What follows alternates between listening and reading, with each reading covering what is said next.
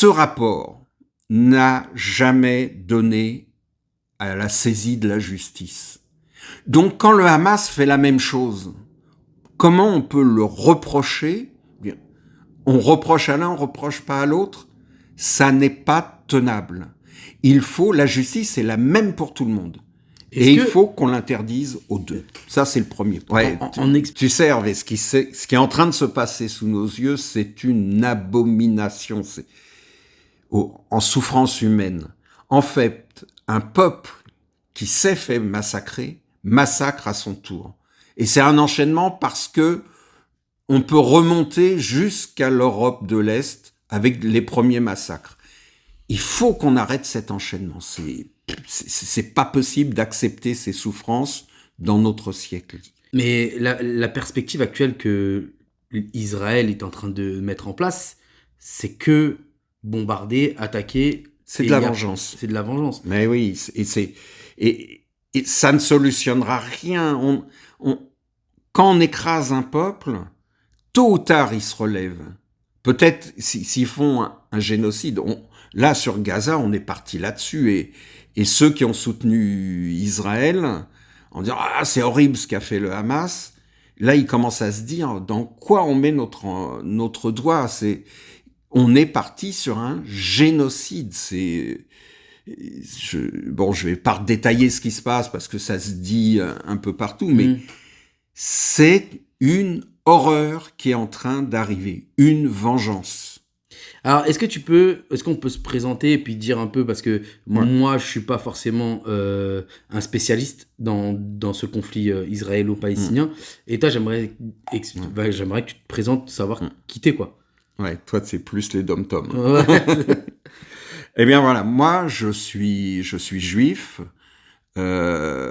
engagé depuis longtemps pour arrêter cette guerre, et il faut le dire, c'est que la situation se dégrade de plus en plus, malgré ce que dit l'extrême droite israélienne, ouais, c'est bon, on a gagné.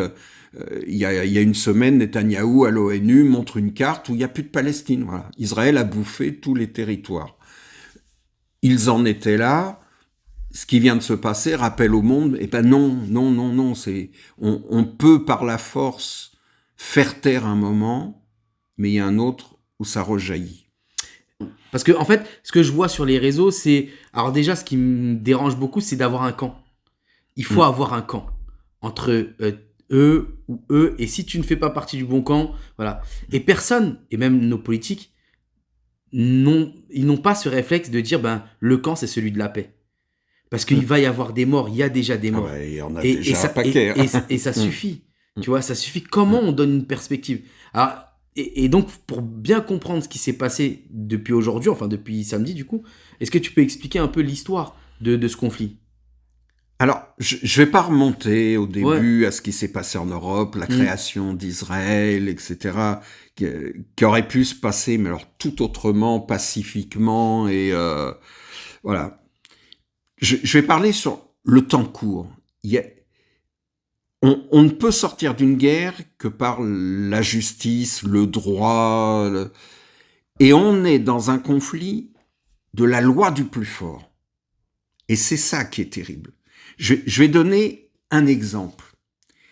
Après la première offensive israélienne sur Gaza, qui a été horrible, il y avait eu à l'époque 1400 morts, dont 758 civils. Donc quand on critique, on dit le Hamas tue des civils, voilà, Israël l'a fait aussi. Enquête, à l'initiative de l'ONU, il y a une commission Goldstone qui est créée avec plusieurs juristes. Et qu'est-ce qu'ils disent dans cette commission ? Ils disent il y a eu des crimes de guerre, voire crimes contre l'humanité. Et si on regarde les explications qu'il y a usage d'obus au phosphore blanc qui brûlent les gens. C'est interdit. Ils l'ont fait.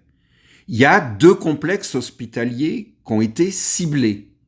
Quand on reproche au Hamas de le faire, voilà, c'est dedans. Il y a utilisation des civils comme bouclier humain. C'est un des reproches qui est fait au Hamas.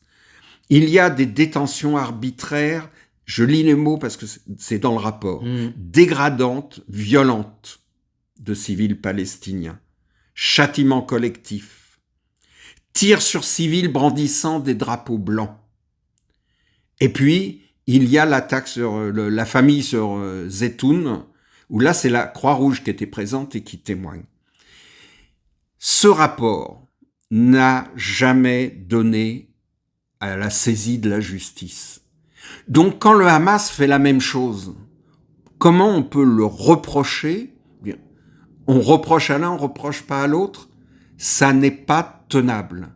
La justice est la même pour tout le monde.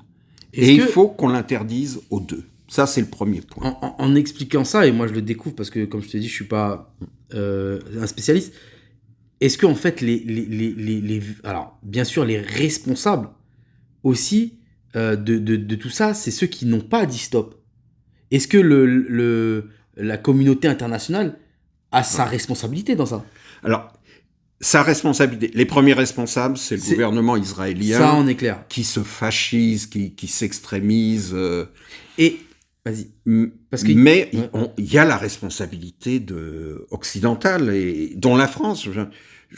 Il suffit de reprendre les mots du général de Gaulle, donc, où en était la France avant, et de voir ceux de Macron aujourd'hui, ils vont devoir assumer ces gens-là, parce que on est sur un génocide, un massacre de masse, avec l'accord des pays occidentaux. Ça va rentrer dans l'histoire, cette chose-là. Est-ce qu'on peut dissocier, parce que moi j'ai très mal au cœur quand je vois qu'il y ait des morts, même qu'il y a des morts israéliens.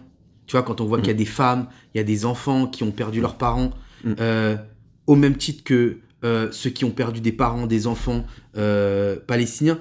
Est-ce qu'on peut dissocier le peuple israélien et la politique israélienne faite sur les Palestiniens ? Alors, oui, évidemment, mais par qui est élu le gouvernement ? Je dirais comme le Hamas, voilà, il est élu, quoi. Il a été élu il y a longtemps, mais voilà. Le peuple, majoritairement, a élu ce gouvernement, et il faut dire que les réactions de résistance à ce que Netanyahou est en train de mettre en place sont pour le moins très faibles. Il y a les communistes israéliens qui ont pris une position claire, ferme. Il y a le journal Haaretz qui a pris une position, qui a dit voilà, c'est notre politique israélienne qui amène à cette situation. Mais globalement, la dénonciation. Oui, j'oublie aussi l'ancien ambassadeur Eli Barnavi, même si j'ai un petit point de désaccord avec lui, mais voilà, il est remarquable de dignité et de rappel à ce qui s'est passé. Mais la population israélienne n'arrête pas ce processus. Et ils réagissent quand ils ont des morts. Quand il n'y a pas de morts, c'est, vous voyez, on va faire la fête. On est à l'aise, on est tranquille, c'est pas grave, il y a un ghetto à côté, mais nous on fait la fête. J'ai un ghetto, c'est une prison à ciel ouvert. Voilà, imaginons, on va faire une rave party à côté de la prison en France. Voilà, c'est exactement ce qui se passe, ce qui montre le déni de la souffrance palestinienne. Et il se réveille quand il y a des morts. Il y a une responsabilité concrète du peuple. Mais comme on l'a dit par rapport à l'Allemagne nazie, c'est-à-dire que quand le nazisme a été vaincu, on a pris les habitants à côté des camps de concentration, d'extermination, et c'est les soldats américains qui l'ont fait notamment. Ils ont obligé les Allemands à venir au milieu des charniers voir de leurs yeux ce qui se passait. Les Américains ont tenu comme responsable l'ensemble du peuple allemand, même si c'était injuste, même si 1 million d'Allemands avaient été en prison parce qu'ils ont résisté au nazisme. C'est jamais la totalité d'un peuple. Mais un pays porte la responsabilité de la politique de son pouvoir. Non, mais il y a eu massacre avant. Ce qui fait que ce massacre arrive aujourd'hui, c'est à cause du massacre de la politique israélienne sur le peuple palestinien. C'est la conséquence. C'est ce que tu me dis. Alors, il y a deux conséquences. Il y a la prison à ciel ouvert, et puis l'absence de droit international. Moi, je le redis. on ne sort des conflits que par du droit, que par de la justice. On ne peut pas d'un côté dire, on interdit par exemple les bombes au phosphore, ah ouais, mais quand c'est nos potes, eux ont le droit. D'accord. Voilà, et il y a eu d'autres fois où d'autres guerres, c'était le gaz. On ne peut pas faire ça. On interdit pour tout le monde ce type de comportement. Et comment on a pu laisser... Parce que la cause palestinienne, elle a été... c'est depuis des années, on le voit partout. Comment on a pu laisser pourrir la situation et laisser mourir ces gens-là? Alors, très clairement, c'est le bouclier américain. Hein. Parce qu'à l'ONU, les Américains bloquent tout. À la fois les dénonciations des crimes et les poursuites en justice. Les Américains ont joué un rôle abominable. Et dans les médias, on entend beaucoup parler aussi de l'accord d'Oslo. Ouais. Est-ce que cet accord aurait pu, s'il était appliqué, il aurait pu amener à une paix? Ah, complètement. Complètement. Pourquoi? Qu'est-ce qu'il y a dans ce rapport? Yitzhak Rabin, le président israélien, parlait de paix des braves. Et ce qui était prévu dans le rapport, c'est l'existence de la Palestine aux côtés d'Israël. Alors, il restait des points difficiles de négociation, mais l'essentiel, l'idée était là. L'idée, c'était de calmer les choses et puis de mettre en confiance et d'avancer pas à pas vers la paix. Et pourquoi on n'est pas arrivé à appliquer à l'application de cet accord d'Oslo? Alors, il y avait une minorité contre des deux côtés, plus forte en Israël qu'en Palestine, d'ailleurs, il faut le noter. Et il y a eu l'usage d'un incident au début. Enfin, il y a d'abord eu les manifestations contre Yitzhak Rabin où il a été assassiné. Et d'ailleurs, il y a un reportage où on voit Arafat qui est devant la BBC, qui voit l'assassinat d'Yitzhak Rabin et qui dit « c'est l'horreur pour mon peuple. Ce qui va arriver, c'est une horreur. » Et ça n'a pas manqué. Donc une fois Yitzhak Rabin assassiné, les Israéliens tuent, en désaccord avec l'accord, ils vont tuer un Palestinien du Hamas. Et donc, il y a une réplique, c'est-à-dire que le Hamas dit « Vous me tuez, mon gars, je vous envoie un missile. » Donc, plof, ça y est, les hostilités sont relancées. Et puis, comme dit Léa Rabin, c'est les assassins de son mari qui se retrouvent au gouvernement derrière. D'accord. L'extrême droite profite de cette situation pour arriver, je la fais courte. Bien sûr, oui, c'est très court. Mais ils arrivent au pouvoir et eux ont très clairement en tête, on est face au Oslo, et le mur de séparation, il est fait hors des frontières prévues, mais volontairement, comme ça, voilà, ils marquent que les accords d'Oslo sont finis. Moi, ce que je pense, je pense qu'on le pense tous les deux, c'est que la seule issue possible, c'est la paix. Enfin, moi, je vois des gens qui disent oui, il faut attaquer là, l'autre, oui, il faut répondre. Mais nous, on n'y est pas. Moi, je vois des images de personnes qui cherchent leurs enfants, qui ont leurs enfants dans les bras, qui est mort. Enfin, moi, moi, je peux pas, on peut pas. Comment on peut penser? J'ai vu une vidéo sur TikTok en disant vous supportez qui entre Israël et. Enfin, on n'est pas.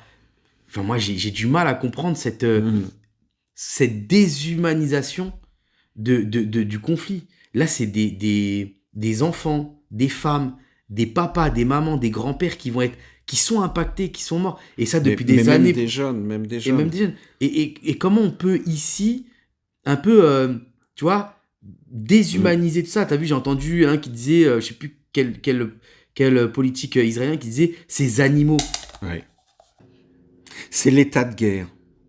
Et la guerre entraîne toujours ça. Mais quelle que soit la guerre, on a vu en Yougoslavie. Et nous, les Européens, comment on n'arrive pas à faire comprendre que c'est la paix qu'il faut. Tu vois, là, je vois le gouvernement français qui a pris une position. comment ce gouvernement qui est aux portes de l'Europe, on a déjà une guerre, aujourd'hui attise encore en n'ayant pas la bonne position pour moi. Alors, je vais pas dire attise, il laisse à l'extrême droite la plus raciste la décision.